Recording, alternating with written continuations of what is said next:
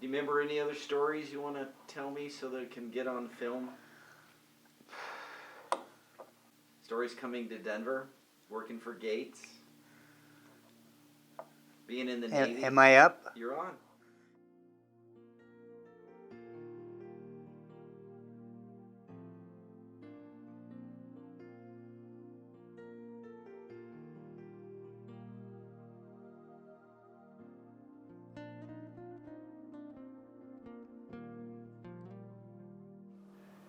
And so I never thought too much about it. My mom suggested that we do that, go to school. Probably an hour later, a doctor came from a neighboring town, and it was too late. He had died already. So, but... Is that why you left the farm then and moved to Denver? That's not the reason. No? Not the reason. The farm life was not fun, and we're living out on the farm. We don't have electricity. None of the good stuff out on the farm at that time. And moving to Denver made a lot of sense to us, my mom and Glenn and Lucille and I. And it just worked out wonderful for us, for everybody, I think, all four of us. After my dad died, for a while, we hung around there, but my big brother Earl and his wife decided they were going to move in with us and take care of us. Who did? That was my older brother Earl. Okay. He was 10 years older than I was. But he decided because my dad died, he needed to be there and be the head of the family and take care of us, and didn't work. I just got up one day, or got fired up one day, and I just told Earl, either you're leaving or I'm leaving. And he didn't leave. So you did? So we all, yes, we did. Left him on the farm.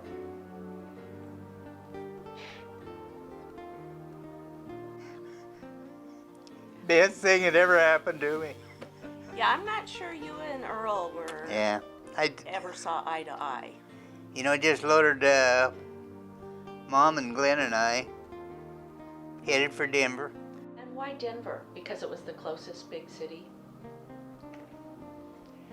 Uncle George. My dad's brother George lived in Denver, and that's the reason we moved to Denver. He was encouraging us to do that.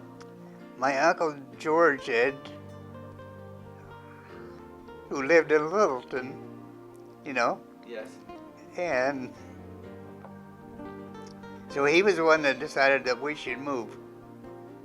And I don't know what he did to get us going, but I had that 36 Ford. Loaded down everything we had in that 36 Ford and headed for Denver. And went in, stayed with Uncle George and Aunt Mabel, after we got there. But about the second day, Uncle George took me down to Gates Rubber Company. Got me a job. He didn't waste any time, did he? He decided he didn't want us hanging around without money. And I loved that. That was I don't know how to say that, but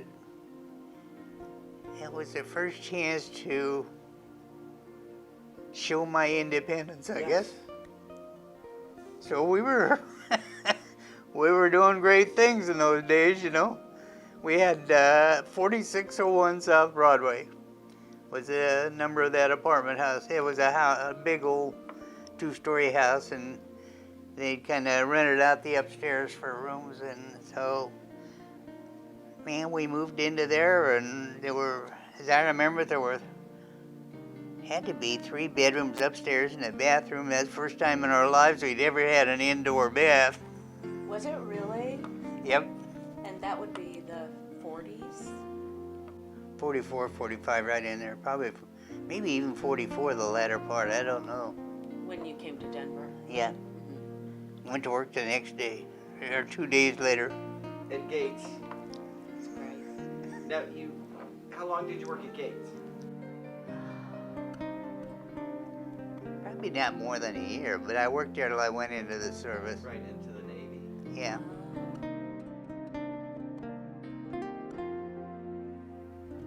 The thing with Gates, you know, I had this machine that I worked on.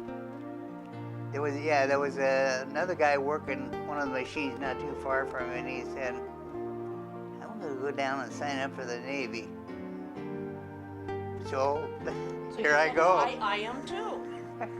Here I go, and I did.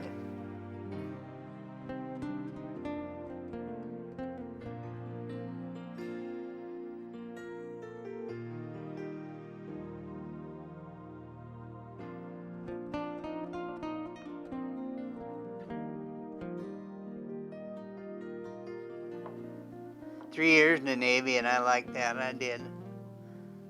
But I didn't sign up for a new term. They dumped me off. I know you've probably heard this. The ship was going on a trip to New Hampshire or someplace up north. We were stationed in South Carolina with the ship, and they were headed up north for some place, and they stopped in, I think it was New York or the vicinity of New York, and put the boat over the side of the little captain's jig and put me in there and dropped me off at the shore. That was it. You're kidding. No. That was it. How'd you get home? I mean, it's a long way from Colorado to New York. You hitchhiked Yep. from New York. Yeah, to York, Nebraska. Wow. Of course, it was after the war, so anyone in a uniform, I was in uniform. anyone in uniform would have got picked up, and you could hitchhike home. Yeah? You hitchhiked from New York, Nebraska. Yep. You hitchhiked. Sometimes you get a good ride and sometimes you wouldn't, you know. But I hitchhiked into York, Nebraska. Right, That's where Lucille lived. Right. So And I was riding with a guy, and I said, this is where I need to stop right here. And he stopped and let me out right there. Said thanks for the ride. Yeah, that's right. Thanks for the ride. Of course, I had several rides there, and that was a long journey home. Yes, that was. I could not do that again. It must have taken you a good week or so Yeah, to get rides to go home. it seemed like it. It seemed like it. You know, sometimes you get a good ride, and sometimes you be out there and get a ride for 10 miles and have to start all over again, you know. But I did get this one ride, the one that I ended up with, and he had traveling salesman or something, and I just hit the jackpot with him. And I got up to Glenn and Lucille's house, and Lucille was in the process of being in labor pains. Oh my. So, What a time to arrive. Can you imagine? can't believe I hitchhiked all the way, but no big deal. Life was good, you know that? Life is good. you had a good life. I felt like hitchhiking gave me an experience I could never get anywhere else, you know. You know, you're just dependent on somebody else, and I didn't really like that, but hey, it worked. I came all the way from New Hampshire. I think that's where I got dumped off, in New Hampshire, to York, Nebraska. Some good rides, some slow rides. Wow. Of course, I was still in uniform. That helped, didn't it? So the first day I got to York, Nebraska, and went down to the store and bought me some civilian clothes. You didn't even have any? None. Just your uniform. Yeah.